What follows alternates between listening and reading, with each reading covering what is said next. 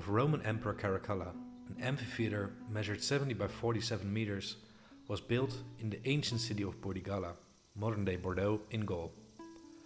Although the theater eventually fell into disrepair, it still remained a clear testament to the prominence of the ancient city during Roman times, and was simultaneously a showcase of the prestige of the empire and its people. The fact that hundreds of amphitheaters have been constructed all throughout the Roman Empire is a clear indication of how Roman power stretched far beyond the reaches of the city, and well into the different stretches of the empire. Because of the spread of Roman culture throughout the provinces, amphitheaters were not only built in Italy itself, but are also found in the far corners. Of course, everyone is familiar with the Flavian amphitheater in Rome, but theaters like these were found in the northernmost provinces in Britain, in Isca Augusta, but also in the southern provinces, such as in El Ghem in Tunisia. This diffusion of Roman culture is not only attested through the many remnants of theatres. Indicators of Roman cultural influence are found everywhere in modern-day Europe. Aqueducts, inscriptions, coins, archaeological finds, but also the modern Romance languages, such as Spanish and French, are all in existence because of the once mighty Roman Empire. The spread of Roman culture from the city of Rome outwards through the occupied Roman provinces is a process which has been fittingly called Romanization. The concept has been a helpful tool to study the diffusion of Roman culture, which is why numerous historical, archaeological, and sociological works have made use of the concept. Even today, articles, books, and conferences are being held around this concept. However, over the years, it has also received heavy criticism by modern scholars, with people in academia outrightly abandoning the term and condemning its use within the field of ancient history. In this video, I want to dive into the use of the term and concept of Romanization, and show why the concept can be considered outdated. However, I also want to show why people still argue for its use, and why it is still used today in academic works. To properly understand the concept of Romanization, however, it is necessary to go back to one of the most influential ancient historians of all time, Theodore Mommsen. Mommsen, who lived from 1817 to 1903, published as many as 1,500 works during his life on the Roman Empire, and he even received the Nobel Prize for Literature in 1902. In 1885 he published his work called The Provinces of the Roman Empire, from Caesar to Diocletian. In this work, Mommsen tried to measure the cultural attainment of the Roman elite, the provincial rulers and the provincial population. Mommsen used inscriptions and coinage to show similarities between the regions and emphasized official colonization, spread of citizenship and language to measure the extent to which provinces could be considered Roman. On the basis of this, Mommsen determined the extent to which these regions were acculturated to Roman rule. For Mommsen, Romanization was a term that displayed the way in which Roman cultural hegemony transformed the indigenous cultural DNA. Through Roman rule and occupation, foreign lands were primarily transformed into a Roman province with a distinctly Romanesque character, thereby abandoning part of the cultural and social traits that were specifically characteristic of the native region, and, in turn, swapping them for traits that one might consider culturally Roman. As such, Mommsen wrote from a largely Roman-centered point of view, and considered Roman culture, because it triumphed over indigenous culture, the superior civilization.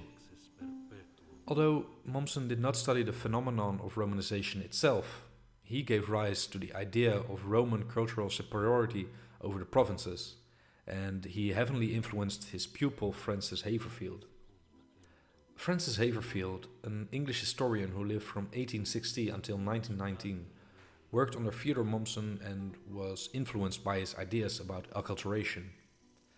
As such, he published The Romanization of Roman Britain in 1905, which was the first work to systematically study the phenomenon of Romanization. Haverfield, like Mommsen, considered the assimilation of a province to Roman rule. He established a model for the process of progressive change, Romanization, which borrows heavily from the 19th and 20th century concepts of progress and development. Similar to these ideologies that originated from the colonial imperialism of that time, it was thought that domination and control of an empire over its subjugates was allowed in the name of progress, which saw rise to the age of imperialism, with many European countries establishing colonies on all sides of the world. The likeness that Haverfield and his contemporaries saw between the ancient Roman Empire and, for example, the British Empire is made explicit in this quote from Haverfield. The methods by which Rome incorporated and denationalized and assimilated more than half its wide dominions, and the success of Rome, unintended perhaps but complete, in spreading its Greco-Roman culture over more than a third of Europe and a part of Africa, concerns in many ways our own age and empire. Even the forces which laid the Roman Empire low concern the modern world very nearly. Haverfield and the many people following him who began to use the concept of Romanization saw it as one-directional and progressive, the process by which native social groups in Roman Britain became increasingly Roman and thus were left for the better than their original situation. The idea that Roman civilization actually helped progress the indigenous cultures is also quoted by Haverfield. The men of the empire wrought for the betterment and the happiness of the world. More modern users have tried to steer away from the idea of cultural superiority, and therefore no longer see Romanization as a form of moral and social progress. Rather, it must be seen in light of development, by which the native society adopted distinctly Roman cultural trends and made use of these new ideas under changing circumstances. So, why are people so against the term? Well, first off, people see it as a product of the 19th century, which is not fit for our modern scholarly debate. As you might have noticed, the term is heavily connected to the colonial imperialistic thinking that was prevalent amongst European scholars of the 19th and 20th century. This not only is clear in the previously shown quotes of Haverfield, but can also be found in Theodor Mommsen's writings. Mommsen, for example, saw similarities between the expansion of the Roman Empire and that of his own country, Germany. During Mommsen's life, Germany was not a nation-state as it is today. Rather, it existed out of all these differently sized kingdoms, duchies, and principalities. They were eventually collected through a process which is called the unification of Germany, which occurred between 1866 and 1871, where the multiple small states that made up the territory of Germany were collected into what's known as the German Empire. Mommsen saw similarities between the foreign policies of Rome and the unification of Germany, and thus used his writings as a political pamphlet more than an actual history to reflect on the political turmoil of Germany and Europe at that time. Therefore, people argue that the concept of Romanization is a product of that time period and is therefore not useful to use in our modern post-imperialistic civilization. Similar to the first point, it is argued that Romanization was a tool that was used by academics, administrators, and politicians, most notably those in Britain and to a smaller extent those from France and Germany, to reach modern aspirations by drawing parallels between the two. As this is already kind of discussed above, I will not spend too much time on it, but I want to give this quote from Ulf Kromer, who reflected on this tendency to borrow from Rome for the enhancement of modern civilizations. To seek in the history of Imperial Rome for any facts or commentaries from ancient times which might be of service to the modern empire of which we are so justly proud. Both the Romans and the imperial powers of the 19th and 20th century claimed that it was their purpose to govern in the interests of the subjects. Both had undoubtedly established peace and order in a large part of the world, and both extended their own law and their own civilization. However, following the existential crisis that Europe and the former superpowers experienced in the aftermath of the Second World War, this idea became abandoned and was avoided for its seemingly scary connotations. Closely related to these points is the third point. It envisions culture as being a hierarchically constructed entity, which gives rise to the idea that superior culture subjugates its cultural traits onto inferior societies. it basically implies a unilateral transfer of culture, whereas it is clear that not only was cultural exchange bilateral, it was also multidirectional. To view culture contact as a process in which the superior culture simply takes over the inferior culture is outrightly wrong. There are many indications that the two cultures collide, diffuse, mix, and eventually produce traits that are neither part of the original superior culture or the native inferior culture. Rather, this contact produces an idiosyncratic society that is a mix of the two, and can only really be defined as being both Roman and indigenous. For example, when we talk about the people who lived in the Roman provinces that made up Gaul, we talk about a distinctly Gallo-Roman culture, rather than Roman culture that was transported from the city of Rome to the province. The inhabitants of Gaul did not transform into complete copies of the city of Rome, but rather adopted certain cultural traits of the Romans while simultaneously adapting and rejecting other traits. As such, Gallo-Roman culture, for example, is a unique product of the cultural contact between the two civilizations, with many local and regional varieties, determined by numerous social factors. For example, the many remnants of Roman architecture show the transfer of knowledge about Roman building and concrete, but also attest to a changing taste that was only established by Roman presence in the area. On the other hand, if we look at Gallo-Roman religion, we see a clear synthesis of many gods who have traits from both cultures, such as Sucellus, Epona, Nealenia, and Rosmerta, whose adoration similarly features iconography that is unattested in other regions, and is therefore specifically bound to the culture contact that occurred in Gaul during the Roman period.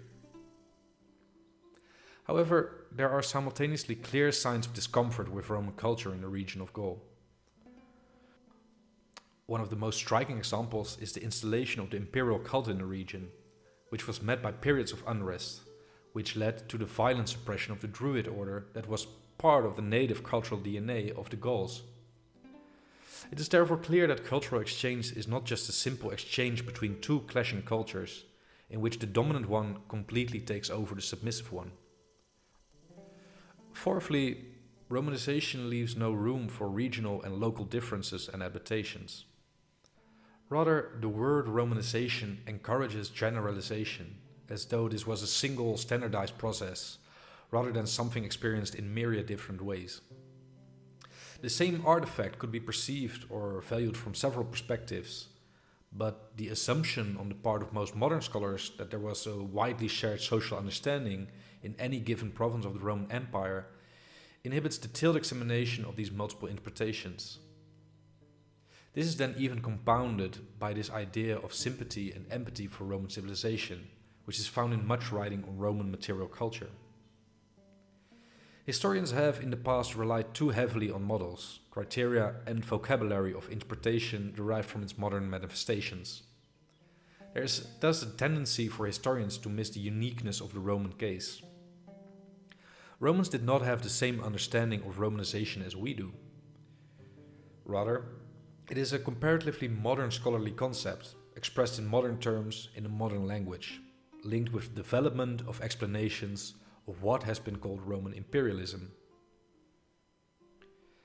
The last argument against the use of Romanization is the question of what is Roman culture.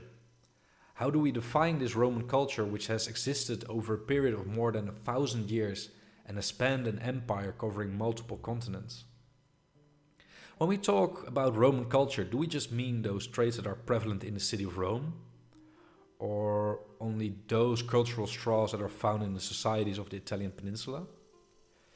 But that would mean that we would leave out such a big part of the empire and its inhabitants.